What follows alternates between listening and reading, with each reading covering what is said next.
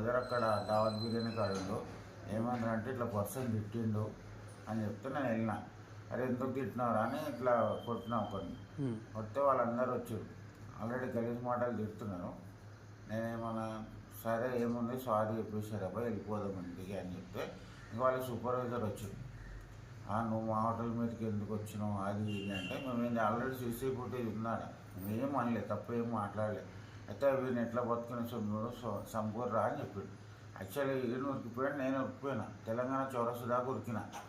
వాళ్ళ ప్లాన్ ఏంటంటే ఇంకా నుంచి ఇంకో పర్సన్ మెయిన్ రోడ్డు మీద నుంచి ఒక ఇద్దరు వచ్చి అక్కడి నుంచి వచ్చి నన్ను పట్టుకోరు, ఇక్కడ నుంచి వీళ్ళు అటాక్ అయ్యారు 30 మంది.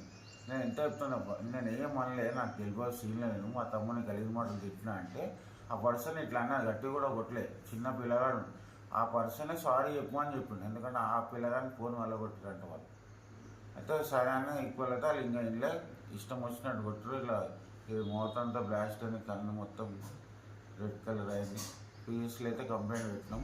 అది ఇలా మార్నింగ్ 10 o'clockకి రమ్మన్నారు. వాళ్ళు ఏమంటారంటే నైట్ రిటర్న్ మా మదర్ ఫాదర్ వచ్చినాక కూడా మీరు మమ్మల్ని ఏం చేయలేరు, ఏదైనా కేసు పెట్టుకొని మేము చూసుకుంటామని చెప్తాం హోటల్లో.